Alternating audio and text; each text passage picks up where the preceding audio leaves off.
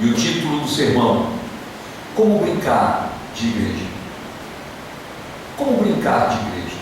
Abram suas Bíblias em Mateus capítulo 7, versículos 21 a 23.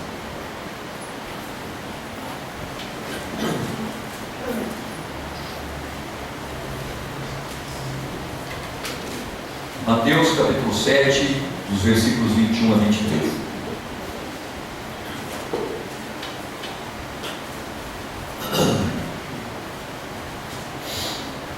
A palavra de Deus diz assim: Nem todo que diz Senhor, Senhor entrará no reino dos céus, mas aquele que faz a vontade do meu Pai que está no céu. Muitos naqueles dias hão de dizer: Senhor, Senhor, porventura não temos nós profetizado em teu nome, e em teu nome não expelimos demônios, e em teu nome não fizemos muitos milagres? Então lhes direi explicitamente: nunca vos conheci. Apartai-vos de mim, vós, os que praticais a iniquidade. Como brincar de igreja?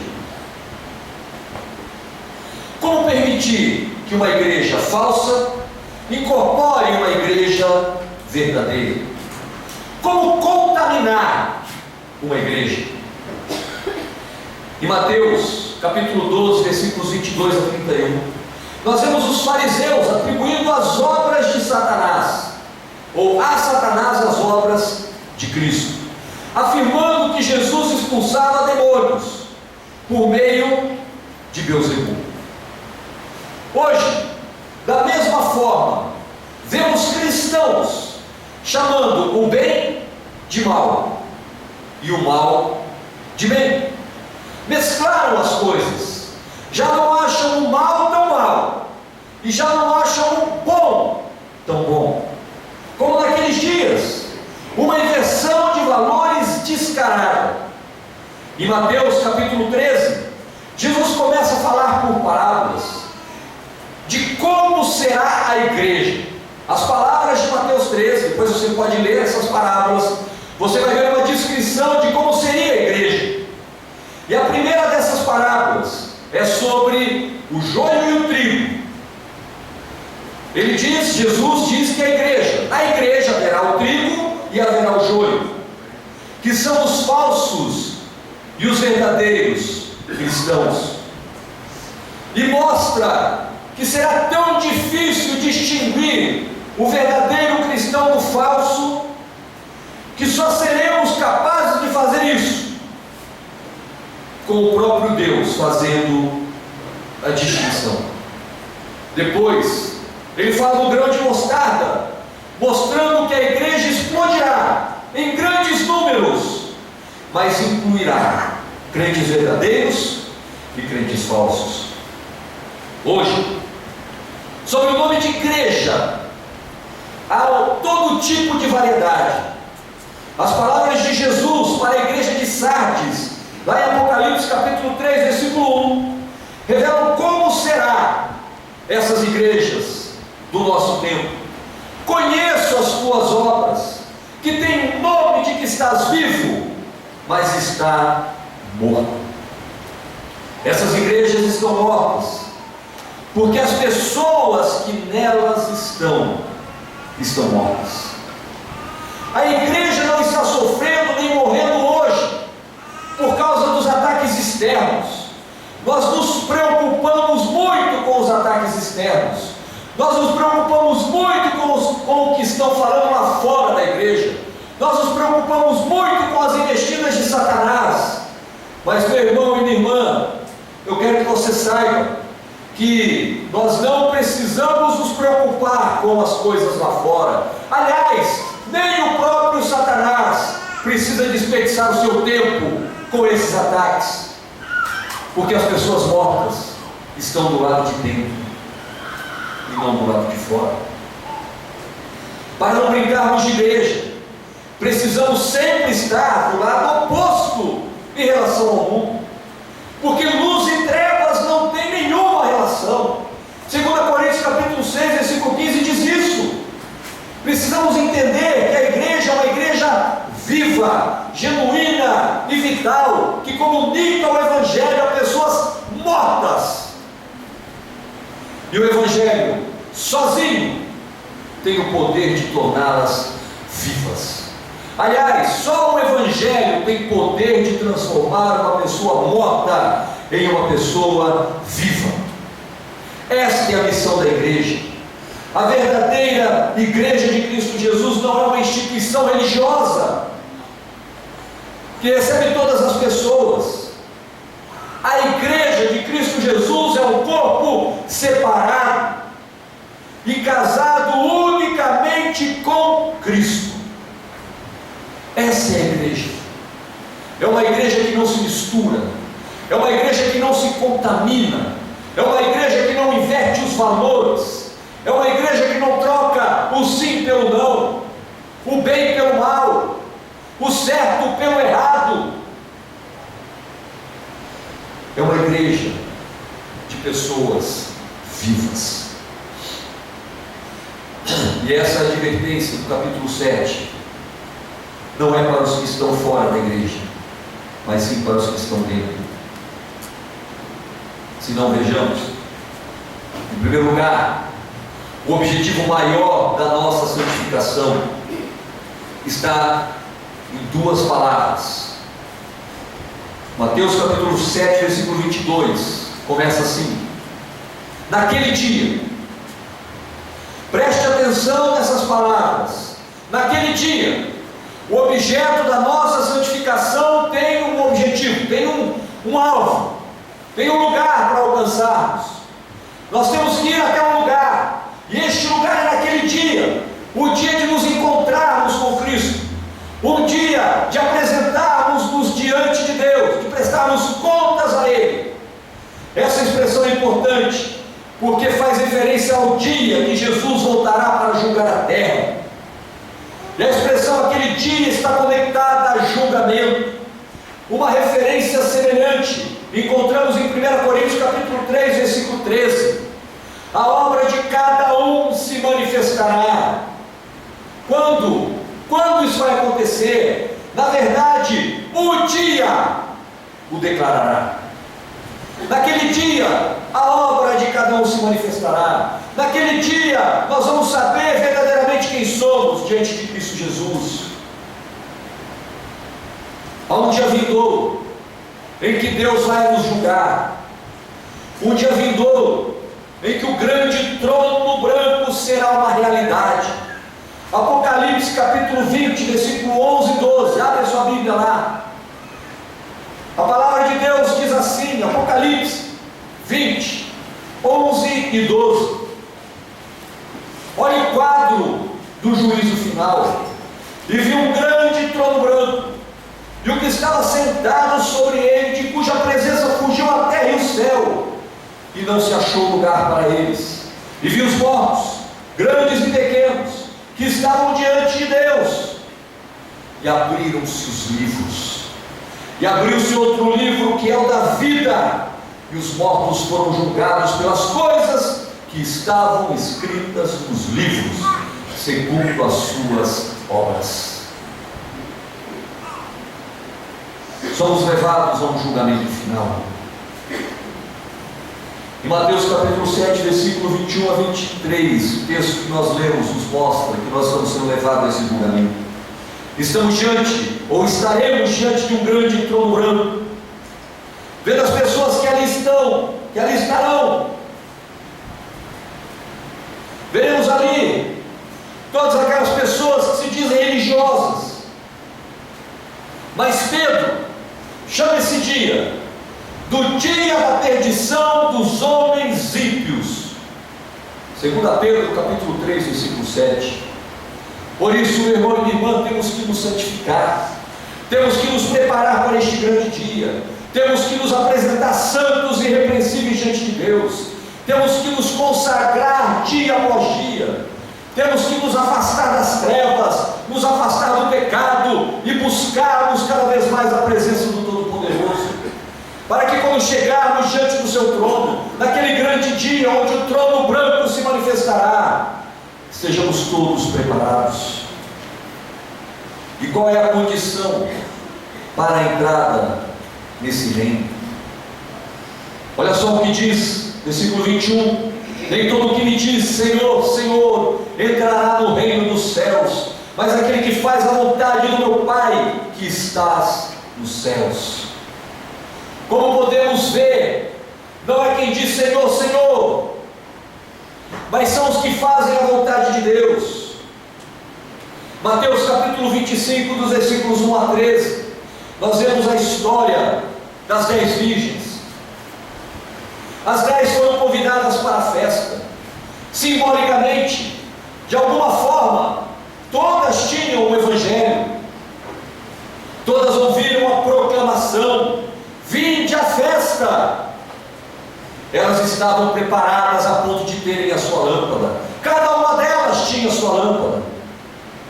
Todas, inclusive, estavam vestidas da maneira certa, com as vestes apropriadas para aquele momento, até chegarem na casa onde seria a festa. Quando elas chegaram na casa onde seria a festa, metade delas não entrou. E no final da parábola, Jesus diz assim: vigiais, porque vocês não sabem nem o dia e nem a hora. Meu irmão e minha irmã, você pode observar que não são aqueles que desejam entrar no reino de Deus é que vão entrar, nem mesmo aqueles que pedem para entrar no reino de Deus vão entrar. Não basta pedir, não basta desejar, basta ser obediente. Deus estabeleceu certas regras para a entrada no seu reino. Elas têm que ser obedecidas, pois ao contrário, não há entrada. Só uma maneira de entrarmos: se obedecermos a Ele. Seu desejo de querer entrar pode ser tal que você chega aí na igreja, você se envolve, você se torna uma pessoa envolvida, você se torna um exímio religioso, porque você deseja entrar no reino de Deus. Mas todas as suas atividades religiosas e todos os seus rituais não têm significado nenhum perante Deus, porque em Atos capítulo 4, versículo 12 diz assim: e não há salvação em nenhum outro, porque abaixo do céu não existe nenhum outro nome dado entre os homens pelo qual importa que sejamos salvos. Só há um meio de chegarmos a Deus, é por intermédio de Jesus. Mas não é apenas confessando, não é apenas dizendo Senhor, Senhor, não é apenas dizendo Senhor Jesus, eu creio em Ti, mas é obedecendo, é praticando a palavra, é vivendo de uma maneira intensa, é somente por meio de uma fé pessoal em Jesus Cristo. Meu irmão, não podemos entrar por meio das nossas emoções religiosas, não podemos entrar por meio dos nossos sentimentos santificados. É somente por meio de Cristo, somente pelo precioso sangue do Cordeiro. A seguinte frase, eu até pedi para o Bruno colocar no PowerPoint. Essa frase está escrita numa igreja na Alemanha, na porta de uma igreja, já está bem velha a placa. E ela diz assim: assim nos fala Cristo, nosso Senhor, vós me chamais Senhor, e não me obedeceis. Vós me chamais luz, e não me vedes. Vós me chamais o caminho, e não andais em mim. Vós me chamais vida, e não me desejais. Vós me chamais sábio, e não me seguis. Vós me chamais formoso, e não me ameis. Vós me chamais rico, e não me pedis. Vós me chamais eternos, e não me buscais. Vós me chamais gracioso, e não confiais em mim. Vós me chamais nobre, e não me servis. Vós me chamais poderoso, e não me honreis. Vós me chamais justo e não me temeis. Se eu vos condenar, não me temeis.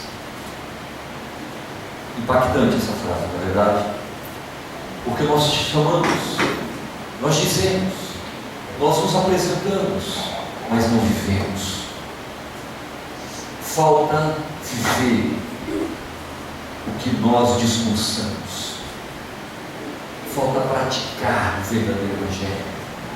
Não é aquele que diz Senhor, Senhor, que vai entrar no reino dos céus. E qual é o clamor dos que não entram no reino? Muitos naquele dia, como já dissemos anteriormente, hão de dizer: Senhor, Senhor, porventura não temos nós profetizado em teu nome? Em teu nome não expelimos demônios, em teu nome não fizemos muitos milagres. O clamor das pessoas é uma forte reação emocional. Muitos levantam a voz e dizem: fizemos todas estas coisas. Mas, meu irmão e minha irmã, eu tenho uma triste notícia. Muitas pessoas estão indo para o inferno, eternamente desapontadas, porque pensavam que sua performance religiosa era suficiente para salvá-las. E não é.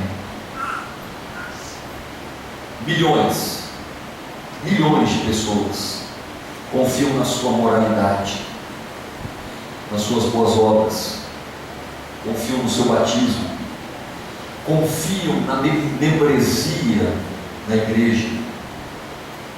Muitas pessoas até têm sentimentos religiosos, mas infelizmente haverá muitos obreiros no inferno, haverá muitos pastores no inferno, haverá muitos líderes no inferno, haverá muitos mestres da palavra. Lucas capítulo 13, versículos 25 a 30, eu gostaria que você abrisse nesse texto também, acrescendo um grande significado a este assunto. Lucas capítulo 13, versículos 25 a 30, diz assim: quando o pai de família se levantar e cerrar a porta, começar de fora a bater na porta, dizendo: Senhor, Senhor, abre-nos. E respondendo ele vos disser: não sei de onde vós sois. Então começarás a dizer: temos comido e bebido na tua presença, e tu tens ensinado nas nossas ruas. Preste atenção nessa frase, meu irmão e minha irmã: temos comido e bebido na tua presença, tu tens ensinado nas nossas ruas. E ele vos responderá: digo-vos que não vos conheço, nem sei de onde vós sois. Apartai-vos de mim, vós todos os que praticais a iniquidade. Ali haverá choro e ranger de dentes, quando virdes Abraão, Isaque e Jacó, e todos os profetas do reino de Deus, e vós lançados fora. Virão do Oriente, do Ocidente, do Norte, do Sul, e assentar-se-ão à mesa do reino de Deus. E eis que os derradeiros serão os primeiros, e os primeiros que serão os derradeiros. Muitos que chegaram por último entrarão, e muitos que estão há muito tempo ficarão de fora. Que figura daquele dia! Quando Nicodemos veio a Cristo, ele tinha muitas coisas boas, ele tinha muitas coisas valiosas, era um homem religioso, era um mestre em Israel. Você pode pensar que com todas essas virtudes, Jesus lhe diria: Nicodemos, você é um grande homem, você tem ido bem, você tem ido longe com a sua religiosidade, tem uma vida fantástica, você já fez coisas maravilhosas, tudo agora o que você precisa é dar mais um passo apenas, e você entrará no reino. Isso é o que nós achamos que Jesus pode ter dito para ele, mas na verdade não foi o que Jesus disse. O que Jesus estava dizendo é o seguinte: Nicodemos, você tem feito tudo o que se deve fazer no aspecto religioso. No aspecto religioso você é o cara, você é 100%. Mas sabe o que você precisa? Esqueça tudo, retroceda e vira um bebê. Vira um bebê. Porque você não precisa de outro passo no processo. Você precisa começar do início. Estamos achando que a nossa religiosidade nos leva a algum lugar, ou pelo menos é algum passo na direção certa. Esqueça isso, meu irmão e minha irmã. A sua religiosidade pode te levar para o inferno. Jesus nos alerta: torne-se como um bebê, comece do início. E o início é o sangue de Jesus sobre as nossas vidas. O início é Jesus em nós, a esperança da glória. O início é a obediência restrita à palavra de Deus. O início é o amor verdadeiro ao Pai.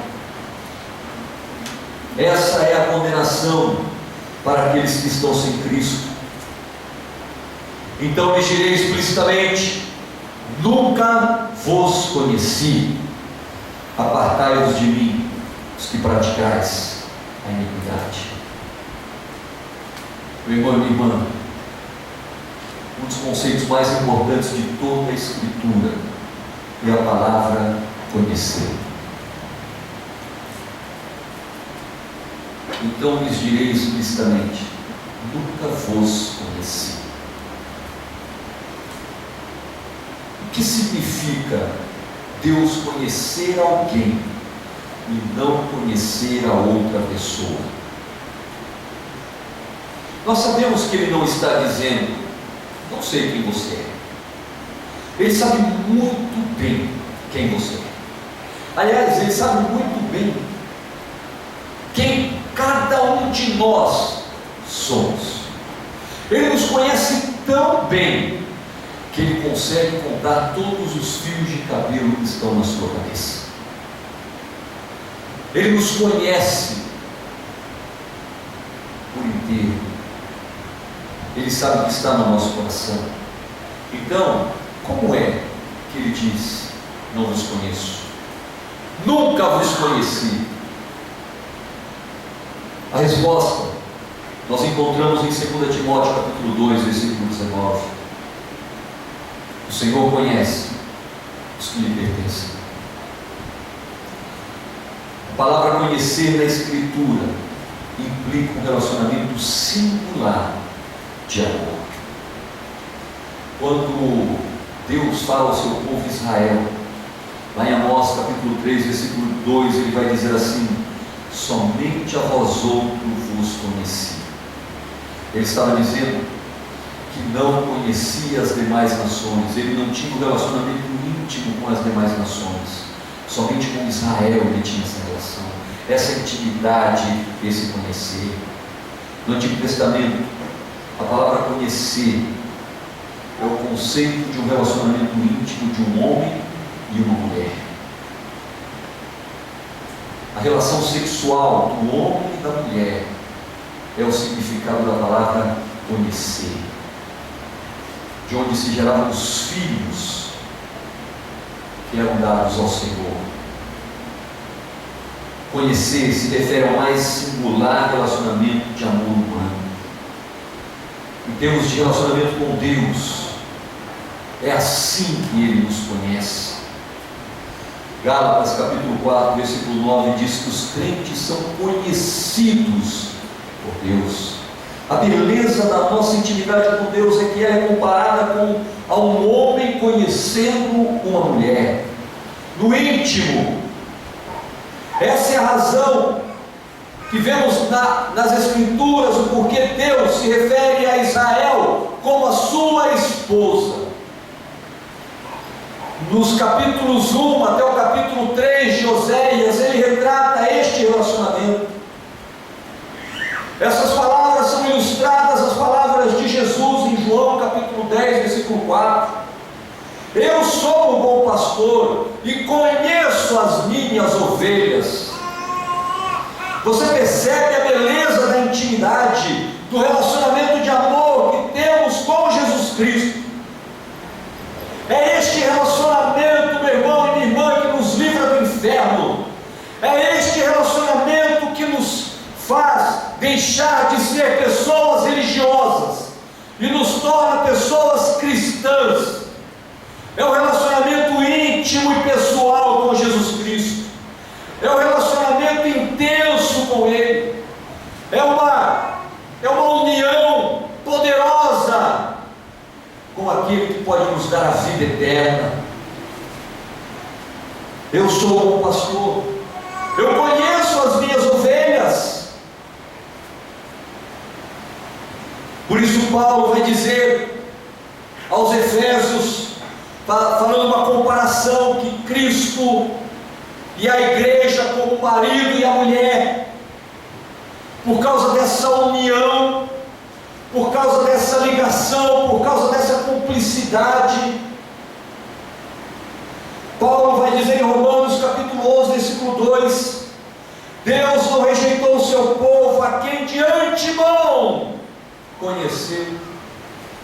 Ele nos conheceu desde a eternidade, Ele nos separou para sermos povo santo, povo de propriedade exclusiva de Deus, nação consagrada e santa na sua presença. Mas isso só é possível com o relacionamento com Deus, com o relacionamento íntimo com o nosso Pai. Deus determinou um relacionamento de amor com você. Se você é um cristão, é esse o relacionamento que você tem. No entanto, para aqueles que não têm esse relacionamento de amor, Ele dirá: nunca vos conheci. Sabe o que é bonito no relacionamento de amor? Nós estávamos estudando isso essa semana, estudei em 2 grupos essa semana, no livro de João, Jesus falando da traição de Judas, na negação de Pedro. Se você observar, você vai ver que o pecado de ambos não era tão diferente. Um traiu e o outro, de uma certa forma, traiu também a confiança de Jesus. Mas sabe qual a diferença? Enquanto Judas, visava apenas o lucro, em momento nenhum da sua trajetória com Jesus ele se preocupou em render-se a Jesus. No entanto, os discípulos jamais perceberam que ele era traidor. Sabe por quê? Porque ele era um líder, ele era um homem comprometido, ele estava envolvido, ele estava engajado. Ninguém percebia quem era Judas. Mas Pedro, coitado de Pedro, Pedro afunda quando anda no mar, é repreendido, arreda Satanás. E agora aqui, nessa situação, Pedro: tenho que te dizer uma coisa, você vai me negar. Antes que o galo cante, você vai me negar. Ou seja, mais rápido do que você imagina, você vai estar travando luta com seus medos e vai perder. Mas sabe de uma coisa, Pedro? Lá na frente, você vai morrer. Você não vai ter medo de se entregar. Enquanto Judas se enforcou de remorso, porque nunca conheceu aquele com quem ele andou por 3 anos e meio, Pedro entregou a sua vida para ser crucificado de cabeça para baixo, por vergonha de ser crucificado como Filho de Deus foi. Ele venceu os seus medos, mesmo com todos os seus pecados. Ele se rendeu, ele se quebrantou, ele se tornou o homem que se tornou. O Pedro que foi repreendido duramente por Jesus foi o Pedro que fundou a igreja de maneira extraordinária. Essa intimidade que muitos cristãos têm perdido. Não é o pecado que te afasta de Deus, meu irmão e minha irmã, no primeiro momento, mas é a falta de arrependimento, é a falta de quebrantamento, é a falta de conhecimento de Deus. Porque quando você se deixa levar pelo pecado, significa que você não é cristão, você é um religioso, está se deixando contaminar pelo pecado, e o pecado está destruindo a sua vida. Conhecer a Deus é se relacionar intimamente com Ele. No relacionamento íntimo de homem e mulher tem seus problemas, tem suas lutas, mas estamos ali lutando e batalhando. Por isso Deus odeia tanto o divórcio. porque é uma relação íntima e poderosa. Mas, meu irmão e minha irmã, muitos acham que conhecem a Deus, mas apenas estão andando como Judas andou, querendo apenas tirar proveito. Eu quero concluir. Cristianismo, meu irmão e minha irmã, não é uma formalidade. Cristianismo não é uma religião. Cristianismo trata de um relacionamento íntimo com Deus. Cristianismo trata de intimidade com Deus. Termino com uma ilustração. Quando eu li essa ilustração, eu chorei. O Levi estava comigo na sexta-feira aqui na igreja, eu mostrei para ele. Ficamos impactados com essa ilustração.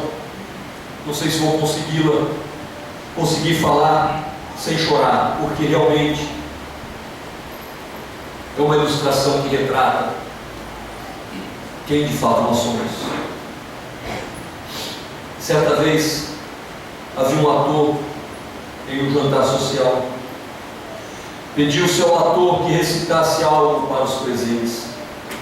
Ele se levantou e, sendo gracioso para com os presentes, disse: recitarei o que vocês desejarem que eu recite.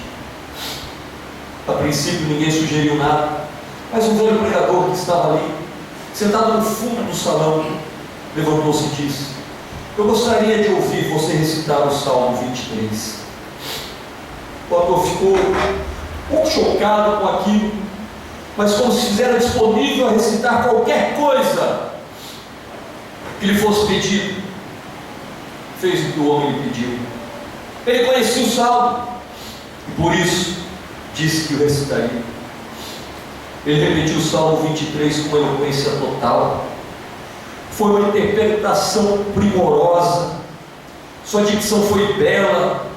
Quando ele terminou, todas as pessoas irromperam em aplausos espontâneos.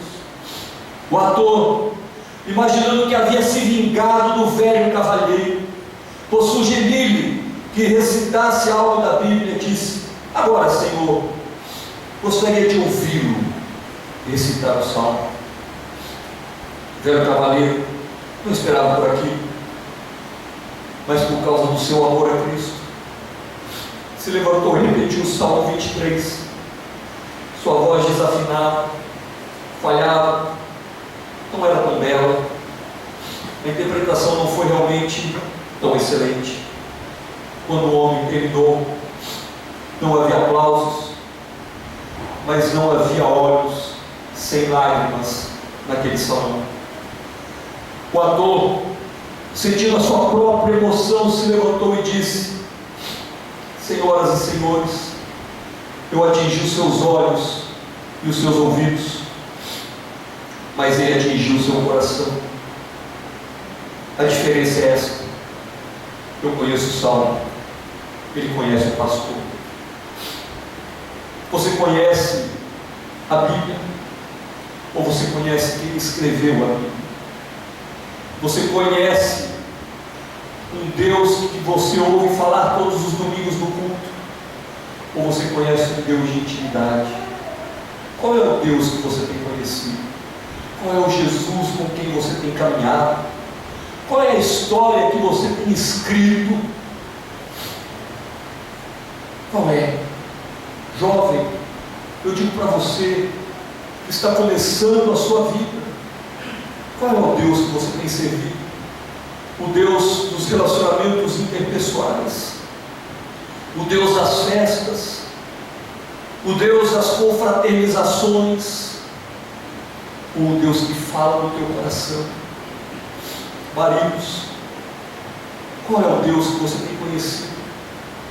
O Deus do rigor familiar, o Deus da disciplina severa com os filhos, o Deus do sim e do não, o Deus do posso e não posso, ou o Deus que fala com você intimamente sobre amor e graça? Mulheres, qual é o Deus que você tem conhecido? O Deus das emoções, O Deus que te faz chorar, mas que não muda a sua vida.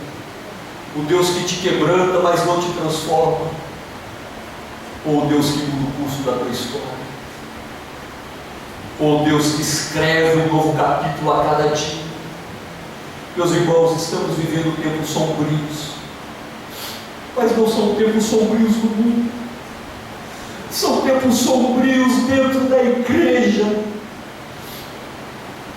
Líderes querendo ser mais líderes, pastores querendo ter mais títulos, homens querendo ter mais poder, membros querendo desfrutar disso,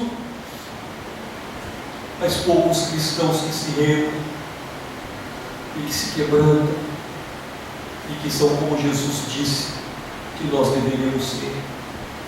Só o caminho, só o caminho. Conhecer o pastor. Conhecer o pastor. Vamos nos colocar em pé.